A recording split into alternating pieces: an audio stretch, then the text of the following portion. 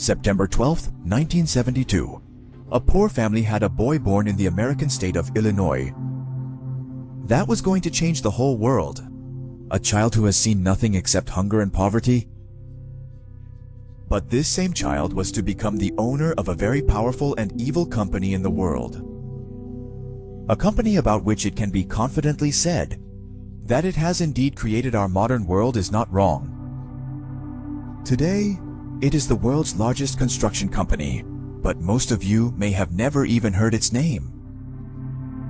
And the reason for this is that this company has done whatever it takes to gain such power and money. After that, it's very important for this company's secret to remain safe, from large dams, roads, and airports to oil pipes, appliances, tunnels, secret military bases, and even the very first nuclear bomb-making laboratory. This one company is involved in every major construction project of the 20th century. And it's not just construction projects. This company has also made a lot of money from wars and disasters happening around the world. This company has become so powerful today that even the CIA and the American government depend on it. According to the New York Times, no private company has been this close to the American government in all of American history as this company. This company directly influences many decisions of the American government. This is Bechtel, the world's most powerful, large, but very secret construction company. And this was to be the company creator, this poor child born in 1872, whose name was Bechtel. The warning that opens eyes in poverty. How was such a powerful company created? So powerful that it will happen today. Behind many wars and geopolitical events, you will definitely see the hand of this one company. Symbol C, private company. How did the world's most evil corporation become? Today we will learn the answers to these questions. The truth is that in this video, since childhood, Warren dreamed of him and his family. Get out of this pit of poverty. And then in 1898, his dream reached its first milestone when he got married to the daughter of a wealthy family from Indiana. This family had a very large cattle business, and that entire business, the garden race, got caught in the hands of Warren, and Warren felt that now, finally, the time has come for his dreams to come true. Unfortunately, at the end of the 19th century, the cattle industry in America completely crashed, and the business went bankrupt. This was the time when America was rapidly industrializing and railroad networks were being established throughout the country. During this time, Varun learned that railway companies needed some people. Varun took some of his friends along and started working with these companies. He received a mere 3 cents every single day. But Warren's focus was not on this salary, but somewhere else.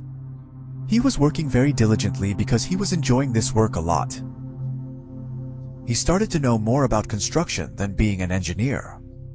Due to his hard work, a railway company gave him a job, offered a high-level job, and then with the money from the job, Varun started buying his own construction equipment. He also does small construction jobs along with his job. In 1906, Varun finally resigned from his job and had all the time. He started giving it to his company named Bechtel Corporation. Bechtel gradually became popular in America. Small construction projects have now started to build Bechtel megastructures. In 1931, Bechtel received the contract to build the Hoover Dam, which it completed in 5 years.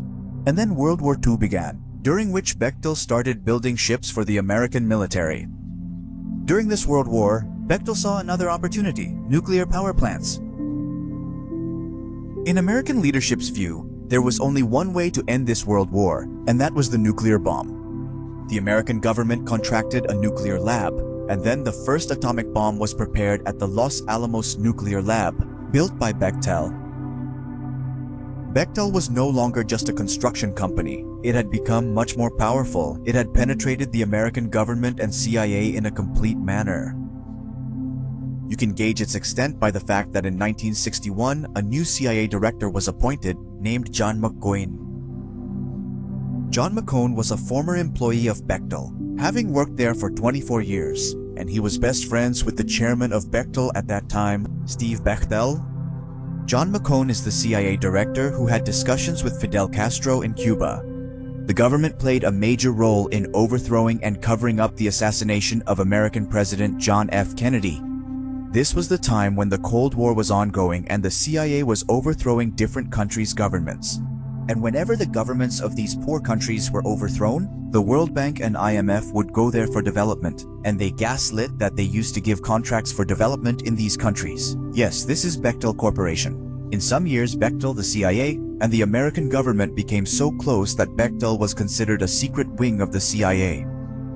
Because Bechtel employees were joining the American government and CIA, and on the other hand, those who retired from the government would join Bechtel. This became a strong nexus, where it was clear that the American government and Bechtel had the same interest.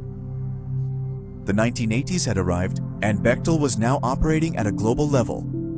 This was the time when petrodollars were flowing in the Middle East because large oil reserves were being discovered in every Middle Eastern country. Even Bechtel took notice of Iraq. Iraq had the 5th largest oil reserves in the world. So far, there was less intervention from other countries here. So, Bechtel saw a big opportunity. At that time, Saddam Hussein was the president of Iraq, and it was quite difficult for Bechtel to convince him. Here, Bechtel pressured the American government, and the government sent U.S. Secretary of State George Shultz to Iraq to convince Saddam Hussein to support the gas pipeline from Iraq to Jordan. Bechtel's George Shultz was also a former employee of Bechtel. So literally, a company and its employees were dictating America's foreign policy. Saddam did not grant permission to build this pipeline because he thought Israel could blow it up with a missile. But he gave Bechtel a contract to build a petrochemical plant, with the purpose of quickly processing millions of oil barrels from Iraq, which has increased Iraq's oil export capacity. The project has started, but during this time in August 1990, Iraq attacked Kuwait.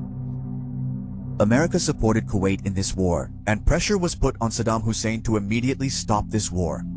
Saddam Hussein was very offended by this, and he ordered to deport all American companies working in Iraq. Employees were started to be arrested, and then Bechtel had to reluctantly cease operations in Iraq. Bechtel's leadership was very passionate. They had a fire of revenge burning inside them. They had decided to take revenge on Saddam Hussein at any cost and quickly fulfilled this desire with the help of George Shultz. On March 20, 2003, the United States attacked Iraq. Every bomb dropped on Iraq opened the door of opportunity for Bechtel. Every destroyed building, road, or pipeline meant it would be rebuilt. And that contract definitely had to go to Bechtel. Just 1 month after the US attack on Iraq, Bechtel received a $680 million reconstruction contract in Iraq. When Iraq's infrastructure was being destroyed, opportunities are created for the bacteria. Bechtel wanted this war to drag on longer, so that they can earn as much money as possible. But even more outrageous behavior was exhibited by Bechtel, that with so much money, only half the work was done. And then using unstable working conditions as an excuse, they left Iraq, because Bechtel got as much money. He wanted it from Iraq. He had received it, the Iraqi people, so I wasn't doing the construction for that. Staying in Iraq further was pointless, and that's why he stopped all operations and projects. Projects and initiatives. Various projects and initiatives.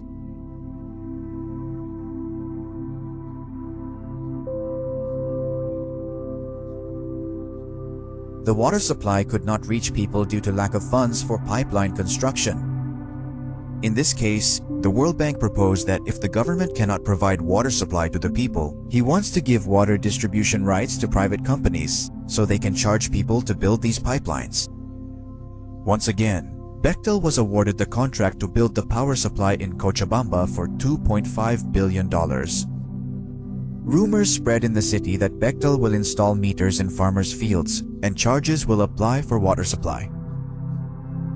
In just a few months, the people of the city had no money for bread, and they received double water bills. The anger that had been building for months erupted. Protests began, and the situation escalated.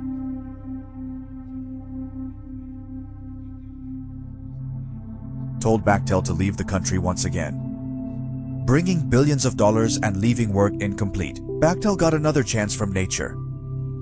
Bechtel got another chance from nature. When Hurricane Katrina hit America, which affected America, causing havoc on the eastern coastline, this storm is currently just reached New Orleans when the American government immediately built mobile homes for Bechtel. The contract is given, and Bechtel has done this work halfway, outsourced at the price, but the government itself, double charge was given, Bechtel once again. Unbelievable profits were being made, and on top of that, when the contract ended, thousands of houses were incomplete. There was a lot of noise in the American media, but the government, this issue has been suppressed. Now the latest reports on the, according to reports, Bechtel company is very active in Ukraine for construction. Is doing, and who knows if the American government is once again pushing in this Russia-Ukraine war. It must be Bechtel's involvement. We have previously mentioned this point in many videos that war is a business, and it's a bloody profitable business. Things are not what they seem. There is nothing like that in reality. Many geopolitical events and even wars are fought merely to satisfy the ego of a few individuals or for their benefit. One example of this is that the classified information was revealed in the 2011 WikiLeaks that 5 people became billionaires. Remember that there are always those who benefit from every war. These are the same people who show fake patriotism towards their country and keep entangled in other ideologies. Neither do they ever die in war, nor do they suffer any losses. The common man always suffers the loss, and those who close their eyes and blindly trust these people. If you liked today's video, please like it and subscribe to the channel. See you in the next video with another interesting topic. Take care of yourself. Allah Hafiz.